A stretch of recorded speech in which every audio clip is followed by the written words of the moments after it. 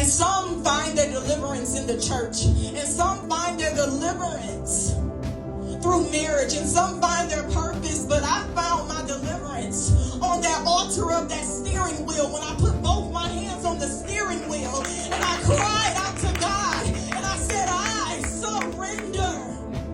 And I heard the enemy voice getting louder, saying, you don't deserve these kids. You don't deserve to be a mother. You don't deserve, they deserve a life where they can live and live abundantly, and you cannot give them that. I heard the enemy voice getting louder, but then I heard God's voice getting even louder, and he said, what did I call you? And I said, what about everything that they said I was going to be? What about the folks that wrote me off? And then God cut me off and said, what did I call you? And he said, and I said, you called me a daughter. And he said, and what did I tell you to do? And I said, speak to the people. And he said, and who did I anoint? And I said, me. And then he said, who did I appoint? And I said, me.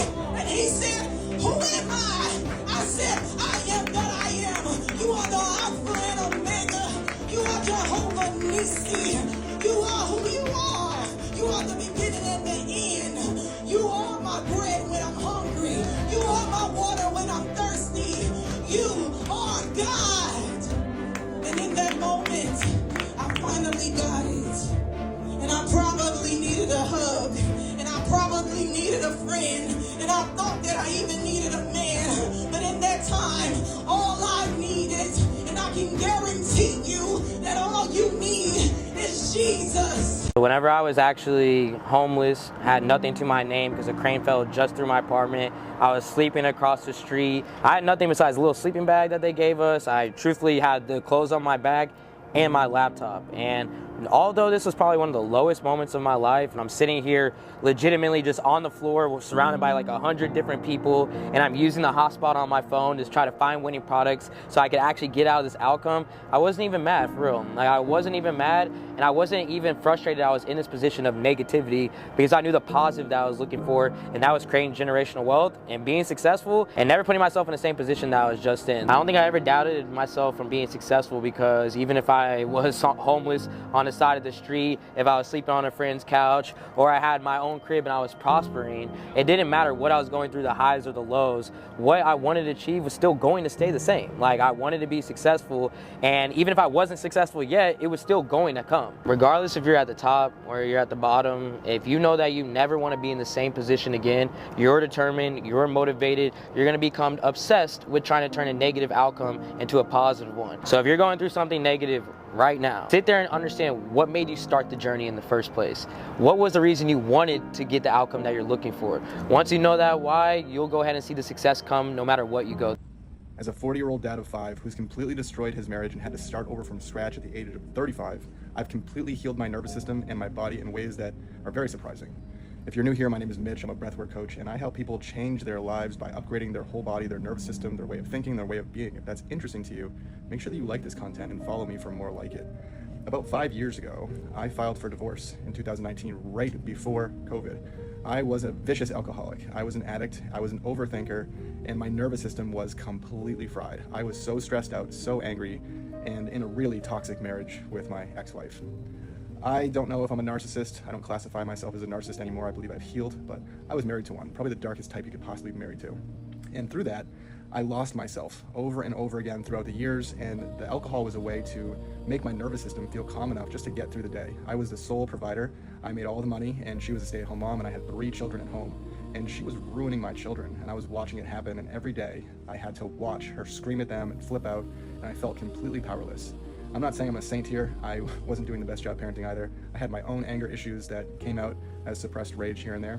I would flip out from time to time, and I was not a safe parent to be around because I wasn't safe in my own body. I was not safe at all.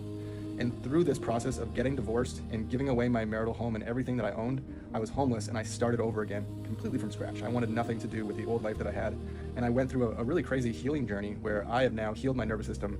I've gotten remarried. I'm actually right now on a Ritz-Carlton cruise. I'm on a super yacht, like a $600 million yacht out in the Virgin Islands with my wife. It's our anniversary, and I'm living a dream life, like an actual dream life, something that I still can't believe that I'm living. And it's all because I chose to heal my body and heal my nervous system. And without doing that whole process of healing, I would not be able to be a successful business owner. I would not be able to love my wife in the way that she needs. I wouldn't be able to show up for my 2 twin boys that I now have. I wouldn't be able to. None of this is possible if I was locked into video games, checking out of life, drinking alcohol, and just disconnecting from my body. So if that's you, and you are struggling as a dad, as a leader of your home, someone who knows they need to do better, but can't do it, DM me, let me know. Also, write in the comments, how has this impacted you? How have you changed your life? What changes have you made? Have you healed your nervous system, or are you still stuck, white-knuckling it, taking care of everyone and everything except for yourself? My step-to-step guide on how I got out of being homeless is actually very, very simple.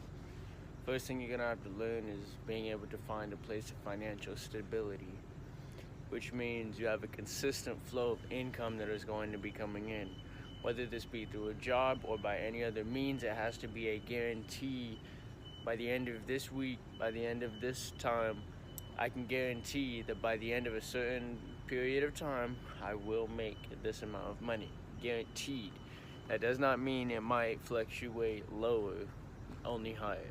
You must first reach financial stability. This is hard to do due to the fact that, one, there's no address. But if you can get a job and you can find a way to do it, get yourself to the job. I used to have to sleep on my job. It ain't no problem. You gotta do what you gotta do.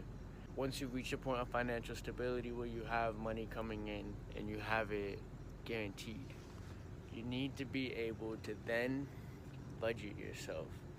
Put a little bit away for savings. I say at least 10%. For every $10, save $1. For every $100, save 10. For every 1,000, save 100. So on and so forth. What I'm saying is you need to have some put away. And this is before this is while you're still homeless. You need to have some put away. I recommend getting yourself. I don't prefer banks, but a bank will be helpful in this situation, a bank debit card, due to the fact that you will be able to have a savings and or checking account. You can keep your checking account for your regular needs, but move money a certain percentage every time you get paid to your savings. Once you have done this, you have reached financial stability, and now you have to start working towards being able to be financially stable and financially dependent. Once you become financially dependent, this is where you move up. Financial dependence is once you have attained a crib. After you've saved up all this money and you have a certain amount in your savings, now when somebody hits you up to be your roommate, you already have money in your savings ready for the next few months. Bills already done, paid for, taken care of. Now, you're at a level of financial independence. Once you're at that level, you can start working on paying your bills. Financial independence requires you to pay your bills. You got to be able to now pay all of the bills that you have for having a place. Once you can do that, you work on financial freedom. This is where I'm at. I'm finally to the point after 2 years, after going through gaining financial stability, gaining financial independence, and now working on developing financial freedom. I finally got to the point where I have actually had time and money to reinvest in myself. Thing is, it took me 2 years, every single day, going in, doing things I wish I didn't have to do, but surviving nonetheless on the streets. Man, this is just my personal step-by-step guide, the tips on how to get through the streets. If y'all want more of these, I can drop more. I'll be dropping gems, Josh. I was homeless for 6 months of my life. And what did that teach you? You can't fall from the floor. That I had to redefine failure as redefine success actually, from going from failure to failure without loss of enthusiasm. That I had to learn to do for myself. That PhDs were good, but PhDs were better. And it made me get real with success and failure in my life, and made me resilient. Dog, I was homeless for 8 months out here, bro. In LA. I gotta stop being so quick to give up, bro. This shit get better. Like, all you gotta do is just stick with it. I swear to God, I was sleeping in my car every day for 8 months, showering at Gold's Gym in West Hollywood. Nobody knew. I didn't make that my whole, you know how people they struggle with their whole personality. I didn't make it my whole personality. I still showed up, right? And I just kept going. Pours down bad as fuck, and then, you know, I turn around and my clothing drop, do these numbers. And we, you know, do these type of numbers. And that's not a lot. I know there's not a lot to, you know, the people at the top, but bro, when you go from nothing and then you sell a product and then you do these type of numbers, bro, let you know that it's not over. Just keep going. I don't care how bad it looks. Keep going. This is how I went from being homeless to writing for Chris Brown in the same day. It was always a dream of mine to move to California. I actually chose and decided to stay in LA and just kind of do the homeless thing and kind of figure it out. Yes, it was very crazy. It was very hard. It was hot. It was cold. And one day, as I'm literally outside homeless, I'm walking down Lancashire. I see somebody who turns out to be Orlando Severus. I literally tell this guy that I want to come take pictures in a session, only because I wanted to get in the room. He got to see my camera and I showed him a little bit of my work. So he started going through all these records. And so like I'm taking pictures in the session, bro, and this beat comes on. And I'm like, yo, I would love to go in the booth. Bro, the whole room is literally like, wait, you're here to take photos, bro. What are you talking about? When I asked to go in the booth, that the entire room thought it was going to be a big joke on me. This was going to be a laugh for the room. I had no placements, no nothing to talk about. So I went in the booth and we literally write this song super fast. After the session, I leave to go to sleep on the train. And I literally wake up the next day like, yo, you know that song that y'all created last night? I'm like, yeah. It's like, oh, Chris Brown wants it for the Indigo album. Like, wait, what? So like that was literally the moment that just kind of changed a little bit of everything. I went from living in an extended stay hotel, not knowing where I was going to go from there, not knowing where I was going to live, to moving into my dream apartment in less than 30 days. And to be more specific, it was about 18 days. So, and I wanted to share this manifestation story because like this could really help somebody, like give you like restore your hope and know that like literally anything is possible. Like the universe will set things up so perfectly for you. So I was living with my dad in Columbus, and because I didn't have any other place, I had lost everything, and I decided to take a job in a different city. So I ended up getting the job, and I'm like, okay, I don't have an apartment lined up. I don't know where I'm gonna live. I'm like, I'm just gonna go and stay in this extended stay until I can find an apartment. Like I don't even know if I even have the credit. I had no money at all. Like I was driving DoorDash and Uber, and like I had no money, like living from day to day. Oh, and I just wanted to mention this. The only reason why I was able to get the extended stay hotel is because I had gotten approved for a credit card maybe like a couple months before that, which is another thing that I had manifested. So I moved to the extended stay hotel, and it was absolutely disgusting. Like it was like drug addicts living there. It was an absolutely horrible place. And I'm gonna actually do another video and I'm gonna show you guys. And I told myself, I'm like, you know what, I'm here now. I have a roof over my head, and I'm thankful for it, but I'm like, I will not be here past the month of April. This was April of last year. I'm like, I don't know how, I don't know when, but I'm not going to be here past the month of April. So I started looking for an apartment, and I started like, this one particular unit just kept catching my eye, but I'm like, it's really nice. And I'm like, I don't know if I will, I don't know if I could get an apartment like that. So I'm like trying to look at some other ones that weren't as great. I'm like, no, that's not what I want. So I just kept looking at it. And I really visualized like so hard to the point where like I couldn't even see anything else. Like that's how hard focused I was on this particular unit. And so one day, maybe like a week later, or maybe not even a week later, my friend was like, it was probably a couple of days later, my friend was like, hey, if you find an apartment and you need help with your deposit, I can loan you the money. So I'm like, cool, because like I had no money. So I'm like, all right, that's dope. And so I'm like, let me just go ahead and just apply for this particular apartment. And what was interesting is that the first move-in date available for the exact unit that I wanted was April 26th. So, and it was interesting because like all the other dates were like normal dates, like May 1st or June 15th or October 1st or something like that. But this is the only date that was like off the wall, like 4/26, like April 26th. And so I'm like, okay, went ahead and applied for it. I'm like, I don't know, my credit's not that great. Got approved with a very high deposit though. So I'm like, I just was honest with my friend. I was like, it's going to be about $3,000 for me to move into this apartment, but I know I can make the rent payments with my new job. I just can't make the deposit. And so she loaned me the money.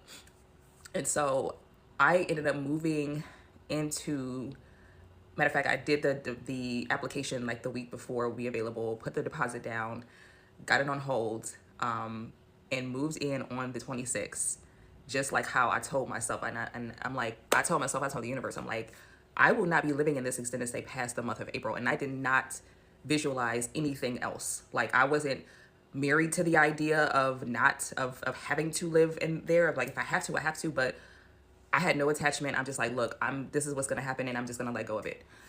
And lo and behold, like, I was able to move in before the end of the month. And it's like, not only that, but I had my entire apartment furnished in less than 90 days. Like, all like I had old furniture from like before that I had in my aunt's basement, but I got a lot of new furniture and had a like beautifully furnished in less than 90 days. And I had took that leap of faith and just went and had nothing, no money, not good credit, and got exactly what I wanted. And I want to just share this with whoever wants to hear it, whoever needs to hear it. Like literally, you can have anything you want. Like, you can manifest anything. Like, I don't care what it is. Like, the universe will align itself according to whatever it is your desire is. And it can and it will happen. And I honestly could not be more thankful. I'm going to do another video. I want to show you guys just how bad the extended stay was, and to like my apartment here now. And like, it really truly is incredible. So I really hope that this helps somebody. My name is Antoine. I'm 30 years old, and I'm basically the founder of Built From Broken. No, I am the founder of Built From Broken. You see, it means a lot to me. It started out as my journey, just my journey going from homeless to successful. And I grew up in the foster care system, so I spent about 12 years there, and it kind of ruined my life. It kind of set me back instead of giving me a head start. So I took the time now, after homelessness 3 times, after just having so many setbacks, to build a system, to build a brand where I can represent foster kids. I can represent those going through homelessness and major setbacks, especially life, and just want to live a happy life after that. So it's taken a while because I'm doing it from the ground up, but I'm happy how far this journey has brought me so far, and this is it's only the beginning. So if you're here right now, if you've been following my journey, or if you're new to this journey, please support by hitting the petition in my link in my bio, getting more signatures so I can get into different rooms and really start to speak for kids and make this speaking gig turn to life. I came to Atlanta homeless. 3 weeks out of it brought me here. So let me tell you about my journey. I had just came home from a 7-year bid. I didn't have anything, so only thing on my mind was going back to what I knew was, go out and hitting some licks. So I'm out robbing people. I shot a couple people and I got shot. Back and forth in and out of the jail again with these little charges. I did 30 days, got out.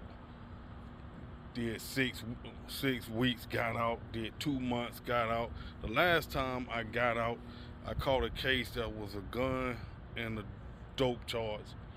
And I felt like I was supposed to beat it. It was a legal search and seizure. But because I had just got out those 2 times before and had been in prison multiple times already, they was intent on sticking me with that case. So sat down in there 6 months fighting it, and they come to me and they said, look, this is what we'll do. We'll give you 8 years probation, throw the gun out, if you take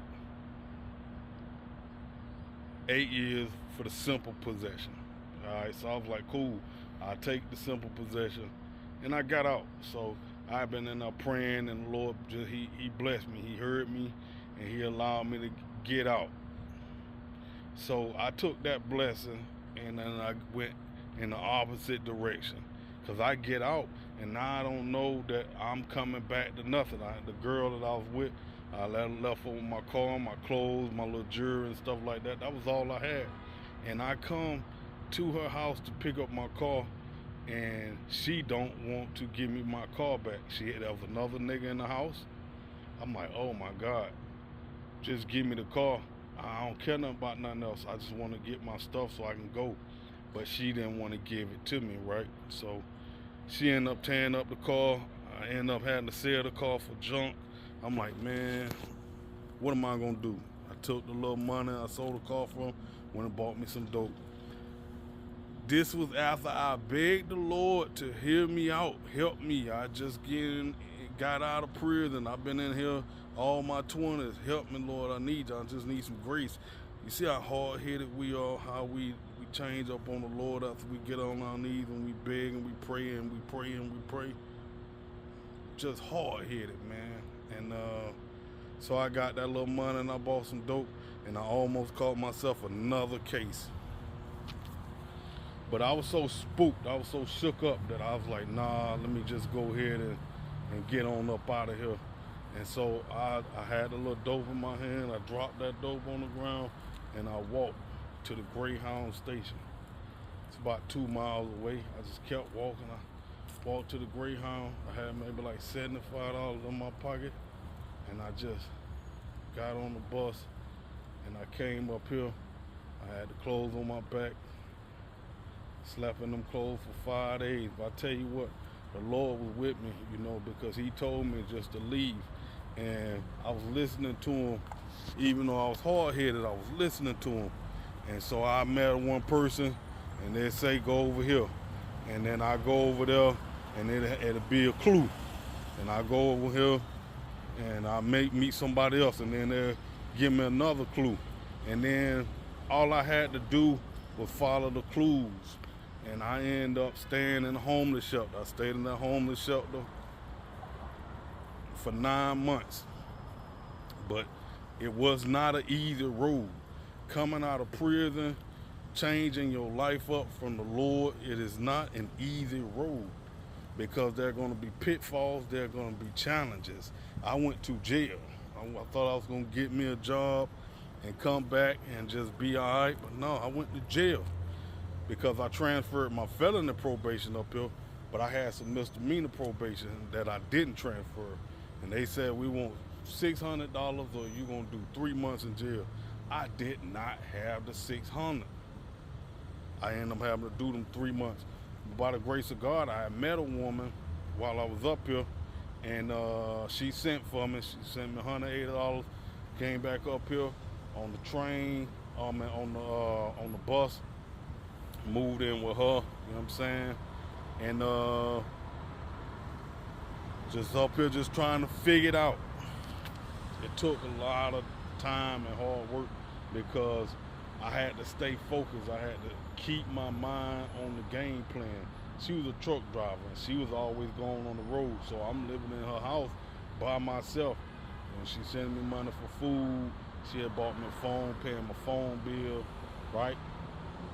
So she is supporting me wholeheartedly. Her mom's them in her ear like, look, he ain't no but a jail nigga, he living off of you. And so this situation is just like blowing up in my face, and I ain't got nothing going on, right? So I'm trying to hold on, you know what I'm saying? Boy, I ain't never felt so low as a man in my life. I just had to put my head down and go in the other room and don't say nothing. I couldn't raise my voice in that house because her mom was already against me, you know what I'm saying? And she was starting to get to her a little bit. So I'm like, dang, all right, let me just chill, man, and I'll just go along with the game plan. And I'm praying again. I'm praying and praying again. And by the grace of God, what happened? He sent me somebody that gave me a clue. And I go over here, and I'm like, going to this place, it was called Goodwill of North Georgia. They have a career center. So I was going in there to try to see what they had going on. And I got me a program to get into because I wanted to be a forklift driver. Couldn't drive because of my record. And then they said, well, we got this floor tech custodial program that you can enroll in, and it's paid training. I was like, run it. Let me get that. I need that, right? So I'm 20 hours in the classroom, 20 hours paid training out there, OJT, right? Learning me some kind of skills. I feel a little bit better about myself, you understand me? You know, I'm thankful that the Lord, you know, giving me an opportunity to come out here and prove myself. Because I am serious. I am dead for real about not going back to the streets and doing what it was that I was doing. You dig what I'm saying? And when I tell this story, because I just told this story a minute ago, that's why I'm doing it now. Because I realized how motivating it was for me to even just think back on these things. For me, they were 15 years ago. I've been in this city 15 years. You dig what I'm saying? Out of the belly of the beast. You know what I'm saying? I've had my struggles. I didn't just come up here and everything was just great. No. I've had to work repeatedly because I fell victim to jail situations time and time again, even up here. I've been to jail a few times.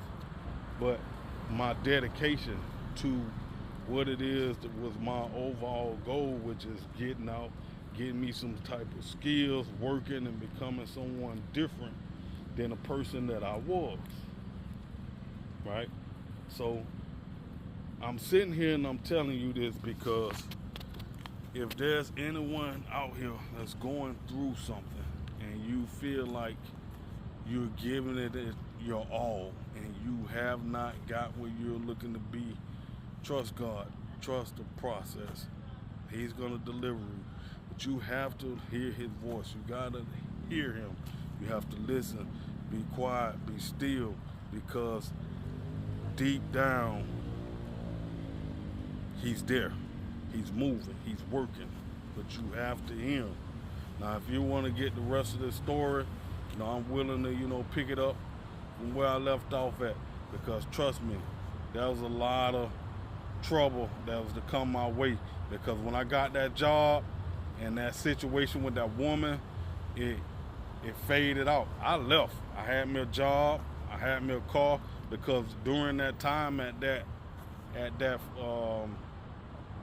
training program, it was eight weeks training program, and I was getting paid minimum wage, 20 hours a week. Somehow I was just so on point with it. I bought me a car within 6 weeks. They were amazed at how I was maneuvering, but I was locked in. The Lord was leading me and guiding me, and I was just making everything count. You dig what I'm saying? But the situation with the woman didn't work out, so I had to leave her and venture out into the city on my own. If you want to hear more about that and how I went in the rest of this story, and just tap in with me, and I'll make another part too. It's frustrating. I'm trying to listen to God. I got my own flesh and my pulling me here, my own desires, my family, my friends, all these things is distracting me from the truth, and it's difficult to give in, especially when you're young, man. If you can go through it, you'll come out like gold. If I can go through the fire. They don't want to go through the fire. They want the lotto and go to Jamaica and the Bahamas and do their own selfish thing. But he said, if you wait till I exalt you, I give you the desires of your heart. It's difficult to wait because everybody's in a hurry. Technology, it's fast, it's in a hurry. They're angry, they're frustrated, they got time, they're on the cell phone, they want to text message you, y'all in the same car, you gonna text message him, he right there. Everybody in a hurry, I don't know where they going, but when they get there, oh, they gonna be sorry. The faster you try to get there, that career, that money, and you gonna figure it out that, man, it was the journey. It was not the destination. You was in a hurry to get there, to come up, to be this, to be that. And when you get there, you're gonna feel discouraged more than you did before you even started to get there. It was the journey, the people that you didn't stop to talk to like me, the people at the gas station. You was in a hurry to get there, but it was the journey. It was the gas station, it's checkers. It's the journey, not the destination. Because the destination is steadily evolving. We always growing in wisdom and knowledge and understanding. It's always evolving. And we can never obtain it because it's steadily, constantly evolving. The more humble you be, then the more you can be fulfilled with the truth. But when you think you got it and you're on your way, then you're going to get less of it because can't nobody talk to you. You can't stop. You're in a hurry. I would say this, it's a man with pushing a basket. This man right here, they brilliant now. Don't look at the outside appearance. I've seen him in action. He was pushing a basket, and I was under the bridge, and I was talking to everybody except him. He was the last person I talked to. He said, why didn't you talk to me first? He said, I should have talked. He said, don't you ever pass by a man pushing a basket and don't acknowledge him. I never do it in my life, dude. I talk to the person pushing that basket. How's your day? How you doing? I talk to the homeless people because they said be careful how you entertain strangers. And most people that came off the street and they got their career together, they won't even let you know that they've been through it. Try to act brand new. It's a testimony. What you go through, it's for us to inspire somebody else. It's for me to pull the weak ones up. It's for you to pull the weak ones up. We don't go through this because of our own selfish reasons. We go through this to give them a testimony of how far God has brought me. It was never about me. I thought about me. Why I'm going through this. He said, back up, man. Who you going to inspire? Who you going to tell somebody about the glory and the grace of God if you don't go through it? Get out of yourself. Once I step back, I be seeing the deep things of God. And so I don't play with it. I don't ask him for a lot. I just say, give me my portion for the day. I don't want a lot of things. Just give me enough that I can deal with. He said, I give you, fulfill your bond greater than you can ever ask. I know what you desire. I know what you need. But Lord, give me my portion where I can be grateful. I can be thankful. They unthankful. They unholy. They ungrateful. They got a job. They don't want the job. They got 40 hours. You can't work on Saturdays. You can't work on Sundays. Now you got 3 days. They always complaining and griping and murmuring. Stop it. He said be grateful with the little things. And wait, and I put you there. But he gonna put us in a place where they appreciate me in the job. I don't hate going to work. I gotta watch my back. They backstabber. You're making the money, but I can't go to that job because I gotta watch my back. They hate us. Put me somewhere where I love going to work. I can get up and they appreciate my work and I blend in. God say, I'm gonna put you there, but if you wanna get it, go ahead and get it. What do you think about haters? That's a part of the balance in life. They hate, they don't know why they hate. Tell them why they hate sometimes. They don't know they hate. Just standard thing. They get angry. He taught, every way he taught them. They hate, they don't even know why. Because they don't nobody teach them. They don't nobody take time to let them know why they doing things they doing. That's the whole purpose of life. Let them know what they doing wrong if you see it. I always knew I was doing wrong. What about when they showed me long suffering? What about when they forgave me, but I can't forgive him? He made a promise. I made a promise. I didn't fulfill it. They didn't go off on me. Well, I got to go off on him because he didn't fulfill his commitment. That's wrong. You got to teach. They don't know. The only God they know is through you, through your experience. They don't know about church because you can't go to church because it's a business. And all the church people, it's a clique, it's a club. And they done forgot about God. It's a business. Look here. It's just the world. Ain't nobody being bold and talking about God because don't pray in school, take the prayer out of school, all these things. It's the world. We're getting in a time where God is not popular no more. And if you talk about it, I don't believe in Jesus. I don't believe in God. I believe in this. I don't care what you believe in. Let my spirit speak for me. Let my action. But it was a time when I was just a hearer and not a doer. But you gotta balance out. You gotta go through the fire in order to be a doer too. You're gonna be a hearer, then you're gonna be a doer. But don't let people throw you off your journey. You can't beat nothing. It's between your relationship with God.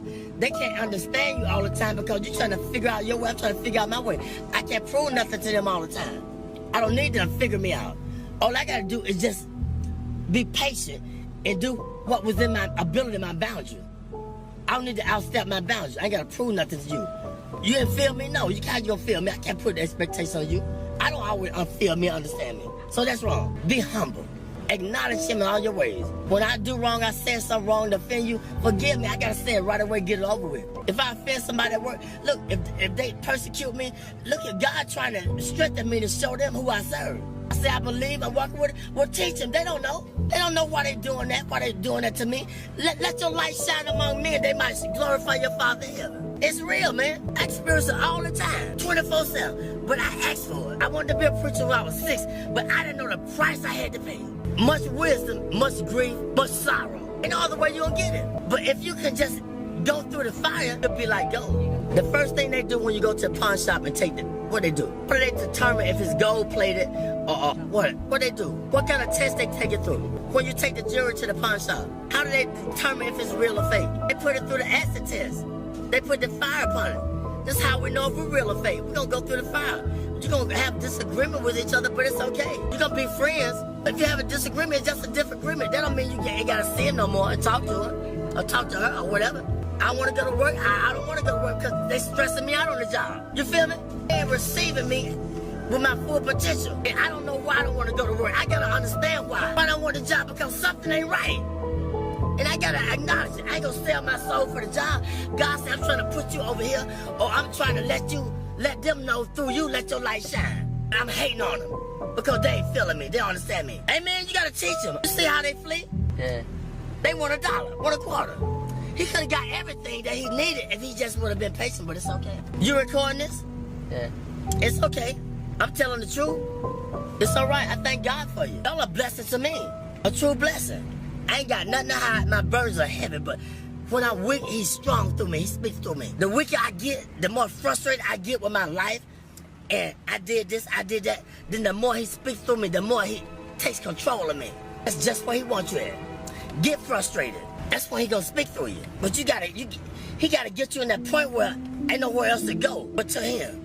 He said, those that I love, I correct them. I chastise them. Solomon was the wisest man that lived.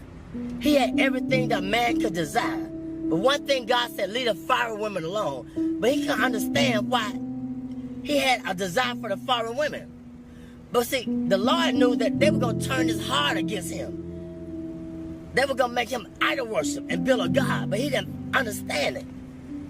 And I'm gonna say this, the preacher, he searched the world out. He said, I wanna know the basis behind wisdom and knowledge and understanding and foolishness. See, you can't know wisdom and knowledge and should be a fool, but we don't wanna be foolish. That's the only way you're gonna get it. You gotta be a fool first. How you gonna know a fool when you see a fool? How you gonna know foolishness if you haven't been foolish? Foolishness, it comes with, it's painful. Because we think we all of that. We got a lot of abilities. We can create. We can send man to the moon. We can be inventors, but we're limited. If I understand that I'm limited, then that's when God takes control and gives me the wisdom that I desire. Humility. Be humble. If you don't understand your purpose, ask God. But ask him in sincerity. What's my purpose, God? Did you ever ask that question? What's my purpose? Why I'm here? What am I meant to do? But sometimes he can't tell us all at once. It might be too much.